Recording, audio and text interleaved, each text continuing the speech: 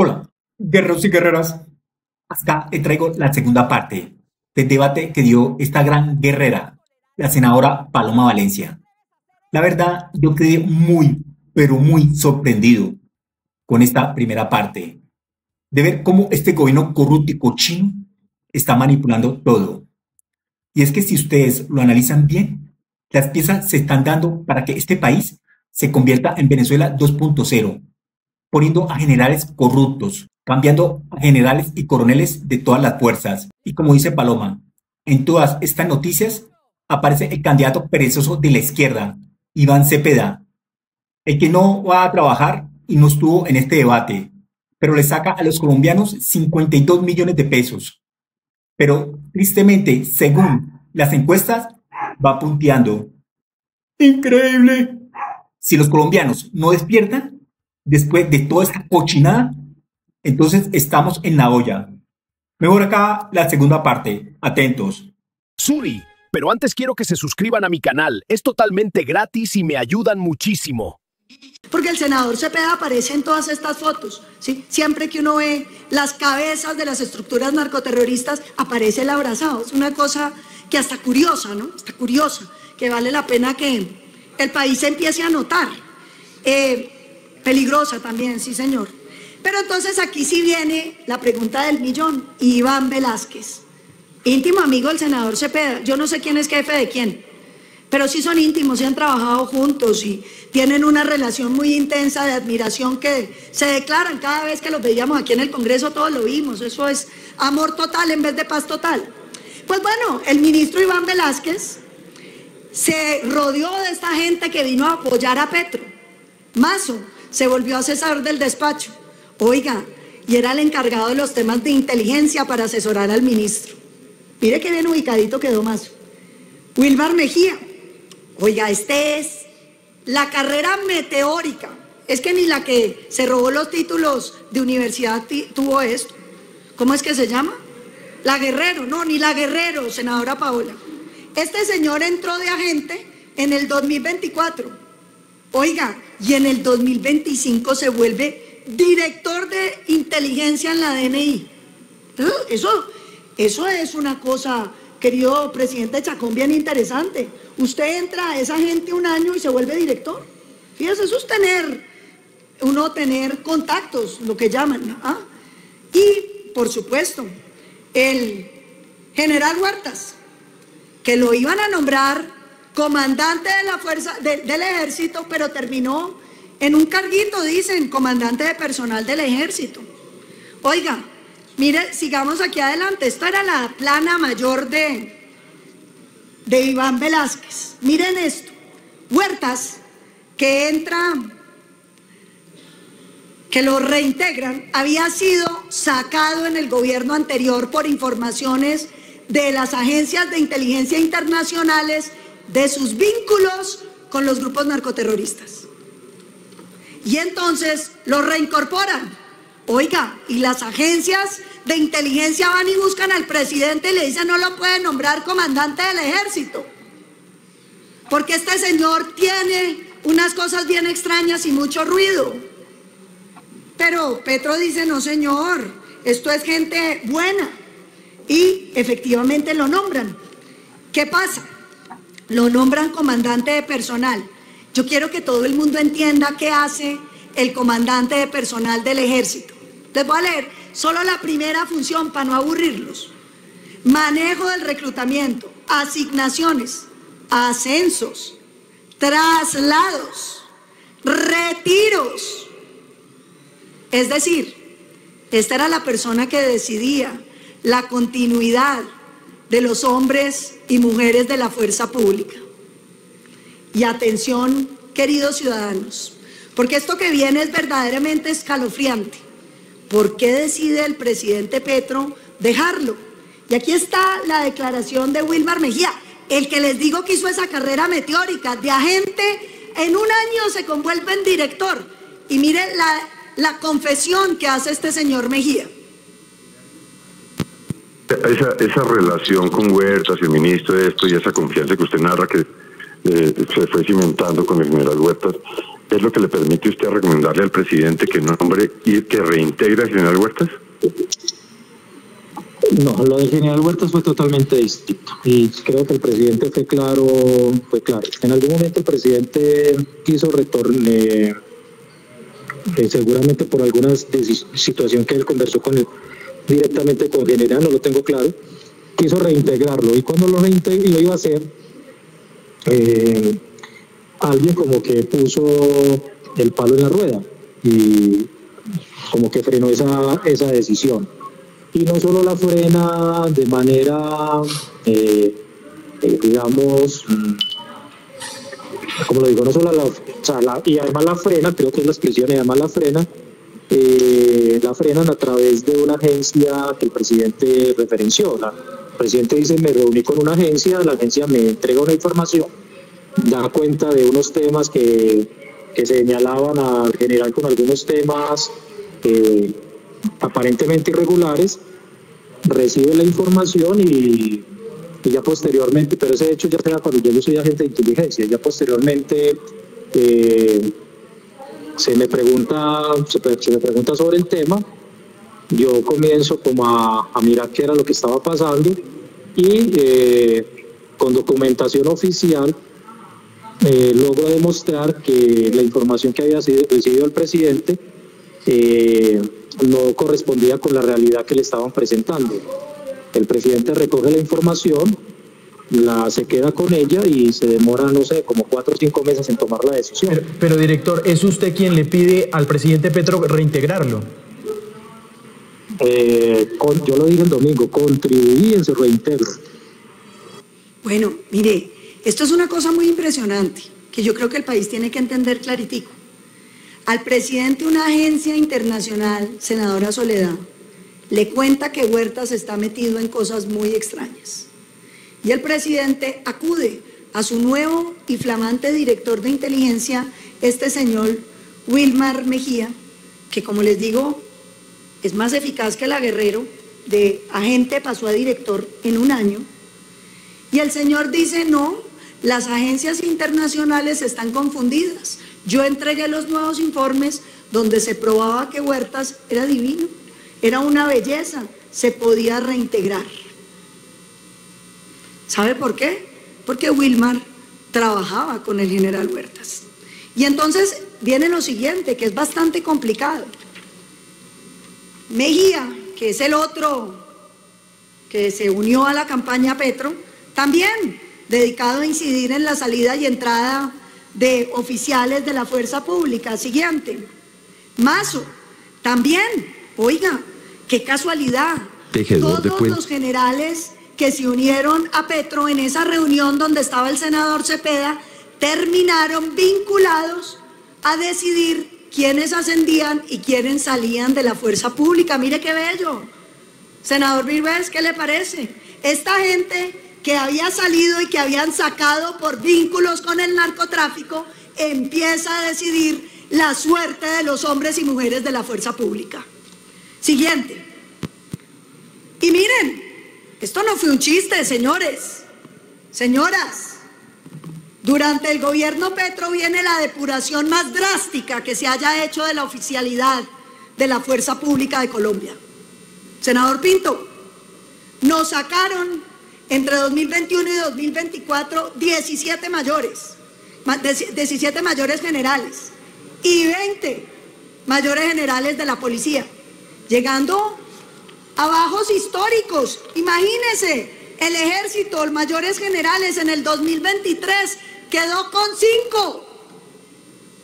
Miren, cuando teníamos 24 normalmente, 5 dejaron. ¿Quiénes? Las fichas de las disidencias de las FARC que estaban decidiendo el futuro de los hombres y mujeres de la fuerza pública. Y mire lo que pasó en la policía. La misma cosa. Nos sacaron 20 mayores generales de la policía, pasando de un promedio de 38, 40 a dejarnos en 17, senador Chacón. ¿Y quiénes estaban detrás de todas estas bajas? Los generales retirados, reintegrados por el gobierno, que eran fichas de las disidencias. Ojo pues, Porque mire lo que pasó con los coroneles. Los coroneles de la policía también llegan a los bajos históricos. Los coroneles del ejército en el 2023 es que quedaron 357. No había habido una cifra más baja. Miren esas cifras. Son una locura. Acabaron con la oficialidad de la fuerza pública. ¡Qué vergüenza! Miren los coroneles de la Fuerza Aérea. Y por supuesto, uno se pregunta, ¿a quién sería que sacaron los que trabajaban con las disidencias de las FARC? Bueno, pero eso tiene que ver con lo que le ha venido pasando a la fuerza pública. Esta es la disminución del personal en la fuerza pública, que es bastante impresionante. La Fuerza Aérea ha perdido más de 800 hombres, la Policía Nacional más de 2.500, el Ejército de Colombia más de 23.000 hombres. Y después se preguntan por qué la situación de violencia en el país se ha venido agravando. Siguiente. Pero aquí viene una cosa linda que no podemos dejar de lado. Y es otra vez, vuelve a aparecer el senador Cepeda, que no está hoy en este debate, hombre, para poderse defender. Porque es que la jefe de UTL de Iván Cepeda se vuelve la secretaria de gabinete del ministro Iván Velásquez. Vale la pena pensar cuáles eran los vínculos y cómo era que esto negociaba, porque recordemos que el senador Iván Cepeda se volvió cabeza negociadora de todas las mesas de negociación con el narcoterrorismo de Colombia. Entonces, ahorita les voy a mostrar las cositas que firmó Iván Cepeda, porque vale la pena que el país las aprecie. Senador JP, usted que y yo las hemos sacado varias veces, pero hay que volverlas a sacar. Entonces fíjese lo siguiente, aquí está este organigrama que es bien interesante. Mazo y Huertas, que eran compañeros de curso, por supuesto, entra Mazo de director de Indumil, entra Huertas de comandante de personal, Mejía de director de inteligencia, y por el otro lado este señor Mansur, superintendente de vigilancia. Oiga, y se me olvidó mencionar a un hito, que es Pinto, que adivinen qué lo nombraron. Hasta si es linda, en la aeronáutica civil. En la aeronáutica civil. Vale la pena que pensemos por dónde está saliendo la droga en el país, ¿no es cierto? Entonces fíjese qué es lo que tenemos aquí. Estas personas salen mencionadas en los computadores y en los teléfonos que tenían Calarcá y sus secuaces y que fueron capturados en Anorí. Y entonces uno dirá, ¿cómo así? Esto es como una cooptación del gobierno, y además hicieron limpieza de la oficialidad de la fuerza pública, asesorados por las disidencias de las FARC directamente. ¡Qué belleza! Pero viene la segunda razón de lo que está ahí. ¿Sabe qué les proponía el general Huertas y este equipo de personas? Que montaran empresas de seguridad. Y lo dicen claritico, que pongan los guerrilleros la plata, los carros, las armas y los hombres, y nosotros, ¿quiénes? Los generales que habían salido del ejército y que Petro reincorporó, les sacamos los permisos. Y ahí está. Entonces dicen, ay no, que tampoco tanto. La Procuraduría le abrió una investigación antes de que conociéramos todo este escándalo a Alfonso Mansur, el superintendente de vigilancia, porque ya había sacado 18 licencias express para empresas de seguridad. Qué casualidad, ¿no? Y entonces nos dicen, no, es que esos computadores de Calarcá y esos celulares no son verdad.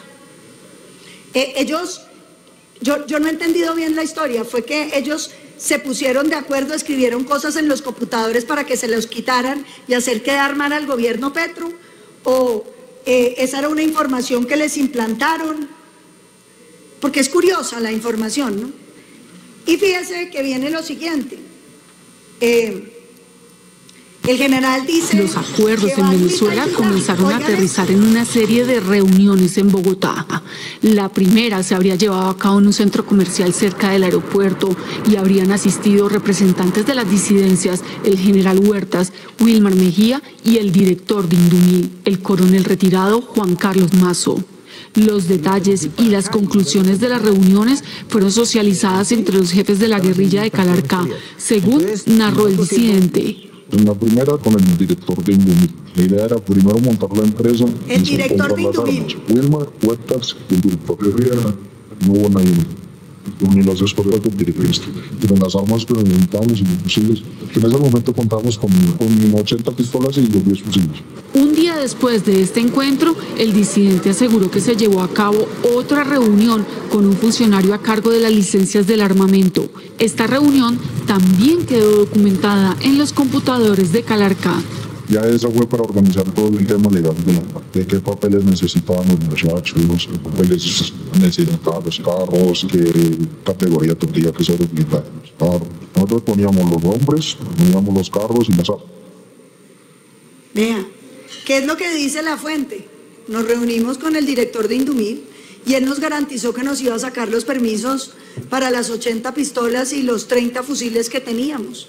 Y al día siguiente nos reunimos para que nos dieran qué especificaciones necesitábamos en los carros, porque también les iban a sacar los permisos para los carros blindados a las disidencias de las FARC, vuelvo y les repito, a las disidencias de las FARC.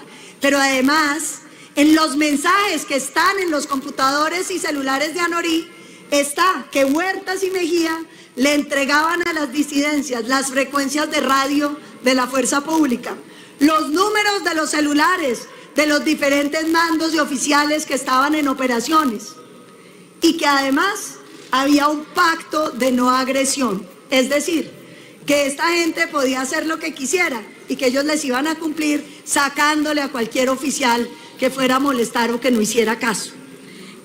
Ahí está el video, que no lo voy a poner para no demorarnos, de las frecuencias radiales que les iban filtrando a las disidencias. Cuando uno se pregunta por qué tumbaron el helicóptero, yo me he quedado pensando si tendría que ver que ya los estaban esperando porque ya las frecuencias los habían filtrado. Bueno, sigamos adelante. A mí me impresionó que el gobierno, en vez de salir a escandalizarse con lo que había pasado, salió a decir que no, que tranquilos, que ellos iban a hacer una investigación. No le creen a las agencias internacionales, no le creen a los computadores de Calarcá, no le creen a los celulares de Calarcá. ¿En serio? Yo quiero que a mí me digan cuál es la teoría de que esa información estuviera en esos computadores. ¿Quién la sembró? ¿De dónde es que decidimos que es falsa? Ministro, porque a mí no se me ocurre ninguna teoría para que una agencia internacional tenga la misma información que Calarcá. Lo que nos sugiere el gobierno es que la agencia internacional y Calarcá estaban trabajando para joder a los generales retirados que reincorporó Petro. Es como extraña la teoría, es como extraña. Pero vale la pena mirar lo siguiente. Tuvo que actuar la Procuraduría, suspender a Huertas y a Wilmar Mejía, y por supuesto ahí quedan unos que uno no sabe. Mire lo de Wilmar Mejía, es que a mí me sigue impresionando. Porque como les contaba, pasó de ser agente, pero usted sabía, senador Vilhues, que Wilmar Mejía es licenciado en educación física. Vean, lo que sirve la educación física, porque usted se puede volver agente de inteligencia.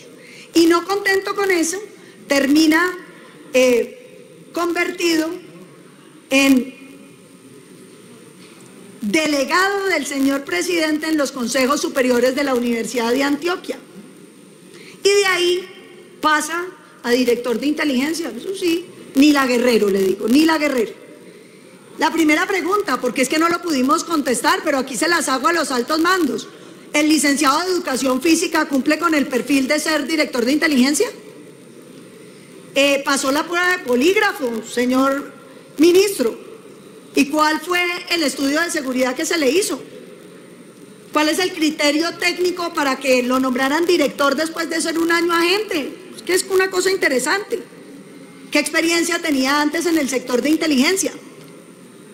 Para que Wilmar Mejía llegue en un año a ser director de inteligencia, cuéntenos qué fue lo tan bueno que encontraron para que lo nombraran director de inteligencia, este fenómeno de la inteligencia que apareció un día. Después de ser licenciado en educación física, resultó el director de la inteligencia. Bueno, y vale la pena pensar por qué el gobierno delega al supuesto director de inteligencia en las mesas de negociación con los grupos ilegales. Otra vez, aparece vinculado con las disidencias, lo manda el propio gobierno. Hola, qué cosa tan interesante. Y entonces viene la pregunta fundamental que todos los colombianos nos hacemos: ¿en manos de quién está la inteligencia de este país? ¿En manos de quién puso Gustavo Petro la inteligencia de las Fuerzas Armadas de Colombia y de los colombianos? Porque vea esto, vale la pena recordar lo que dijo Lemus, que no vino. Lástima, porque lo hubiera podido venir así, a decir, venga lo que dijo. Oigámoslo. Miembro de la entidad, cuando usted lo contrata y requiere los servicios, ¿lo mínimo no era que le contara? Si él conocía precisamente del contenido de estos correos hecho tras las incautaciones en ese retén. Pues sí, pero la verdad no lo contó. ¿Pero qué? O sea, ahí no puedo yo obligar a la gente que me cuente toda su vida, exactamente minuto a minuto, a ver qué me puede contar. No, yo investigo y él contará lo que quiere, no contó eso. No. Entonces aquí lo que sabemos es que el director de inteligencia, oiga, de una inteligencia superior, tampoco sabía de los computadores. Fíjese la cosa tan curiosa. Uno encuentra computadores y celulares y eso ni el director de inteligencia supo, querido secretario Saúl. Fíjese unas cosas, ni la fiscal ni nadie, eso era como, porque claro, todos los días estamos capturando a Calarcaya 7 cabecillas, eso obvio que no había que ponerle atención. Pero vale la pena que veamos lo de la dirección de la DNI, la Dirección Nacional de Inteligencia en el gobierno Petro, que siempre ha estado en manos del M-19. Primero tuvieron a Casanova, después tuvieron al prófugo y delincuente Carlos Ramón González, y ahora tienen a Jorge Lemus, que no vino, y que dice que nadie le contó lo de los computadores cíticos, que Wilmer, tan bueno que si se le olvidó contarle eso.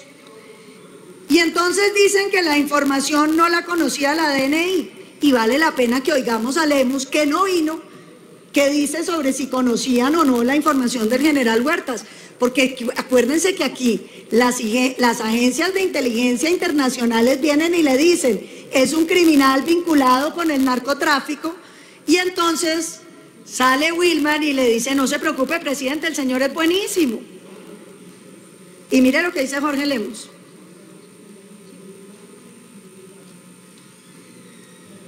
Había mencionado. Sí, tal vez al presidente sí, pero nosotros no como DNI.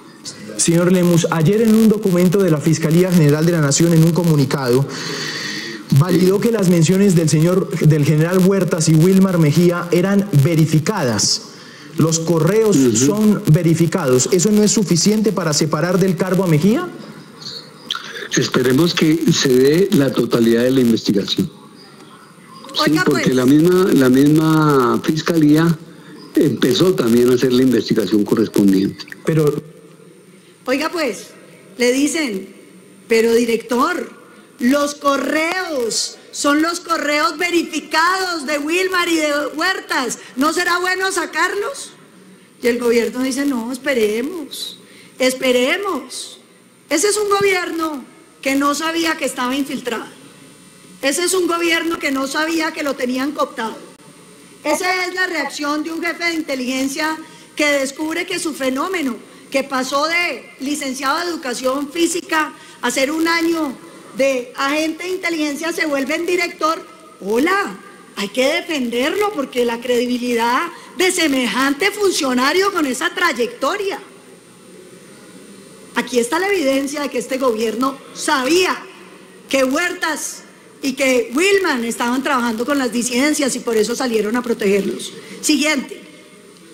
Y por supuesto, ¿en manos de quién está la inteligencia? Ponga ahí el... Que la Dirección Nacional de Inteligencia no conozca absolutamente nada de lo de Huertas, no conozca absolutamente nada de las menciones que se le hicieron a Wilmar Mejía en la revelación que hizo la unidad investigativa de Noticias Caracol, no muestra una seria falla de la contrainteligencia de nuestro país, de su entidad. Yo conozco las aseveraciones que hicieron en ese programa del domingo. Pero eso no quiere decir que sean ciertas.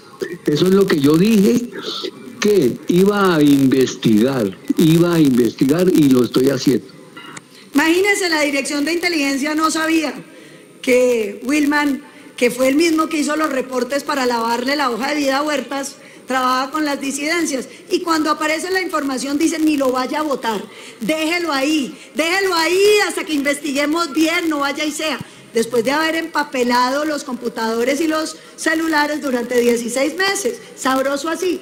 Ojo, porque meten a Petro en la lista Clinton en octubre del 25 y 2 días después sacan al director de la UIAF y adivinen a quién nombra para que cuide los registros del lavado de activos de este país. Al mismo Lemus, sí, al de la inteligencia, que no sabía que lo tenían infiltrado. Bueno, pero aquí vale la pena mirar cómo fue que Lemus se convirtió en el gran jugador del gobierno. Porque lo que hizo el gobierno Petro fue meterlo en la paz total. Oiga, qué casualidad que todos los que estaban con las disidencias eran los que terminaban en las mesas de negociación, senadora Paola, coincidencias que pasan en la vida. Uno no lo entiende, pero la siguiente pregunta es, ¿de cuándo acá los directores de inteligencia hacen parte de las mesas de negociación con el narcoterrorismo? Bueno, este era un cambio de rol que se le estaba dando a la Dirección Nacional de Inteligencia. ¿Con qué propósito? ¿Cuál es el propósito de que la Dirección Nacional de Inteligencia entre a ser parte de las mesas negociadores con el narcoterrorismo? Estaban compartiendo información. Bueno, siguiente. Entonces tenemos la inteligencia en manos del M-19 y uno se pregunta entonces, ¿fue que nunca supieron del atentado de Miguel Uribe o fue que nunca nos contaron del atentado de Miguel Uribe? Yo sí quisiera que nos respondan esto, porque una inteligencia que el gobierno le entregó a las disidencias de las FARC, que terminan asesinando a Miguel Uribe, senador de este partido y precandidato presidencial, yo pregunto, ¿la inteligencia nunca tuvo información o nunca la entregó? Bueno, en la Junta de Inteligencia Conjunta nunca advirtieron las amenazas de atentados contra los precandidatos presidenciales. Porque la información que tenemos es que sí, se advirtieron muchas veces y nunca el gobierno le hizo saber a los líderes de oposición de esas amenazas. Y sigamos, que la Dirección de Inteligencia también tenía un plan que empezó a generar el prófugo, bandido, expresidente del Partido Verde, Carlos Ramón González. ¿Sabe qué quería él? Que la DNI centralizara toda la inteligencia, para que quedara toda la inteligencia del país bajo su control. El decreto hizo tanto ruido cuando empezaron a salir los borradores y le dimos tanto palo que al final no lo sacaron, pero ahí está, porque vale la pena